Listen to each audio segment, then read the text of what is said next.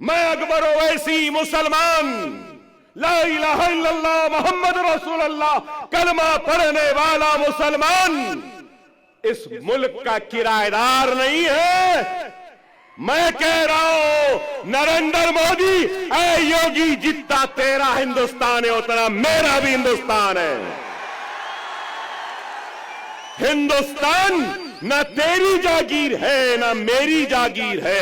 हिंदुस्तान हिंदू, मुस्लिम, सिख, ईसाई, पारसी हर मजहब के मानने वालों का है। मजहब भगवान अल्लाह गॉड को नहीं मानने वाले का भी, किसी एक का नहीं है। हम ये बात कहते हैं तो इनको बुरा दिखता है। बेशक अकबरुद्दीन ओवैसी मुसलमान है। मैं ला इलाहा इल्लल्लाह मोहम्मद रसूलुल्लाह कलमा पढ़ने वाला मुसलमान हूं। मुझे नाज है मुसलमान होने पर, तो मुझे फख्र है हिंदुस्तानी होने पर। मैं फख्र से कहता हूं कि मैं हिंदुस्तानी। हम हर एक के मसाइल उठाते, यहां पे बैठे हमारे दलित समाज के लोग, दूसरे समाज के लोग हैं, बैकवर्ड क्लासेस के, मुसलमान भी है, हर कोई है। मैं यही बात कहना चाहता हूं, हां, मुसलमान की आवाज बनकर हम मुसलमान के मसाइल को उठाते हैं। मैं उठाता हूं, मुझे शर्मिंदगी नहीं है इस बात का इकरार करते हुए कि मुसलमान हूं, मुसलमानों की आवाज बनता हो, मुसलमान की तकलीफ को बयान करता हो, मुसलमान की हक तलफी पे लड़ता हो, मुसलमान की हक की लड़ाई लड़ता हो और नाइंसाफी पर आवाज को बुलंद करता हो। इसलिए कि मैंने इसलिए कि मैंने दस्तूर पर हल्फ लिया है।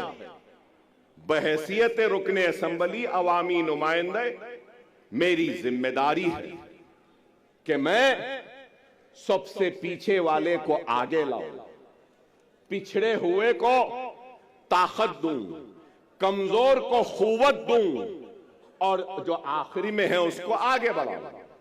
क्या लीडर की यह जिम्मेदारी नहीं? क्या कोई ये इस बात से इनकार कर सकेगा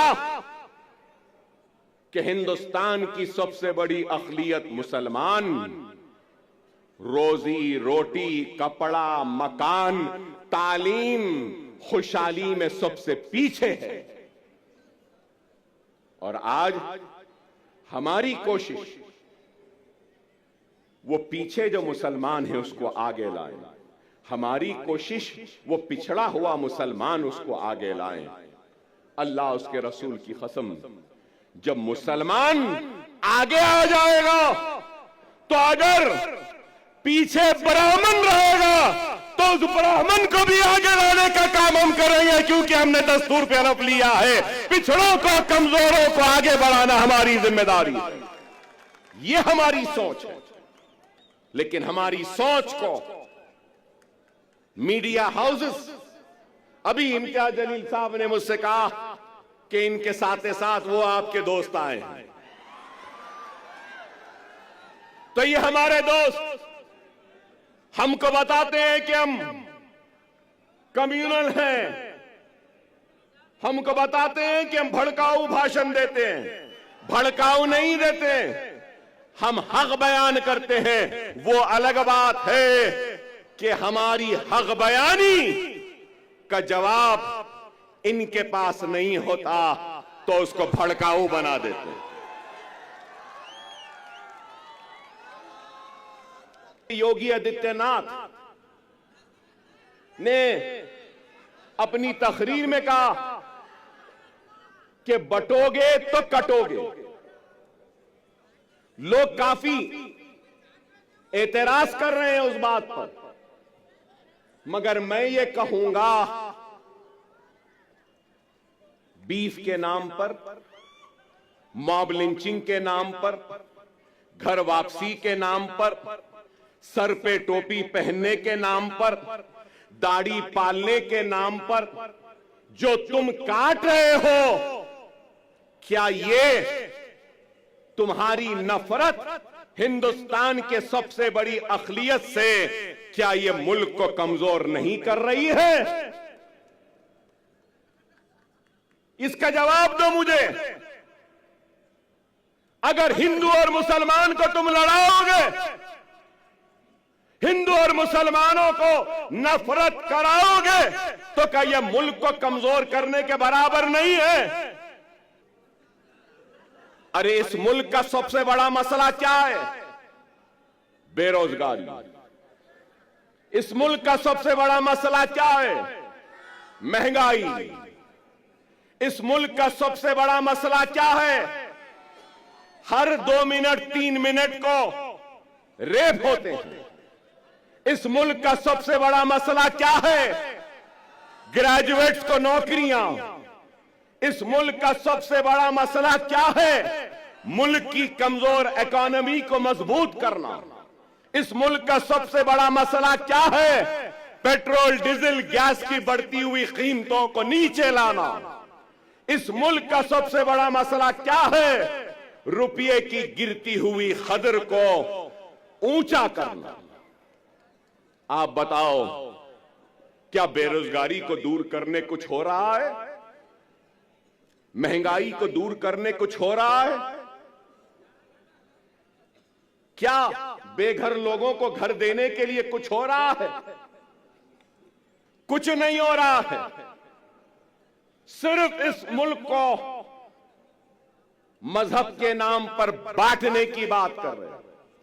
योगी की तकरीर को मैंने सुना, बटोगे तो कटोगे कहां?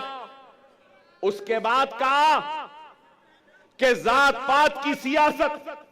अरे जात पात की सियासत बोलने वाले, तू ये क्यों नहीं कहता कि मजहब की सियासत नहीं करनी चाहिए? ये बात क्यों नहीं कहते? ये तो मजहब की सियासत करेंगे, नफरत के बीज को बोते जाएंगे, असल मसाइल से तवज्जो हटाते रहेंगे।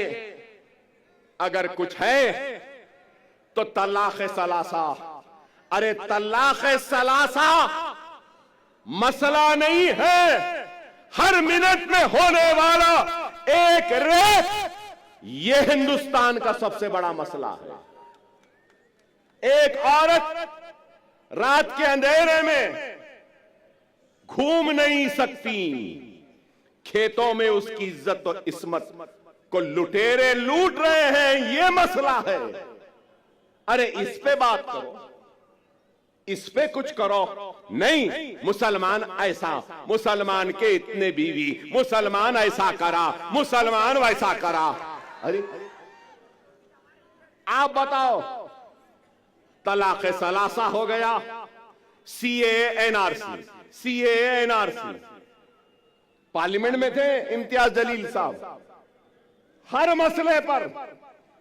अरे आप बताओ, आज मैं यहां खड़े होकर कह रहा हूं, जिम्मेदारी के साथ कह रहा हूं, मजलिस इत्तेहादुल मुस्लिमीन के एक जिम्मेदार लीडर की हैसियत से कह रहा हूं और ये ऐलान कर रहा हूं कि मराठा समाज के लिए जो रिजर्वेशन की तहरीक चला रहे हैं, उनके लीडर, मैं उनसे कहूंगा, हमारा पूरा साथ आपके साथ है, हमारा पूरा ताउन आपके साथ है। हम पूरी कोशिश करेंगे, मगर उसके साथ साथ मैं ये भी कहूंगा, इत्तेहाद होता है ना, तो इत्तेहाद बैनुल मजलूमीन होना चाहिए।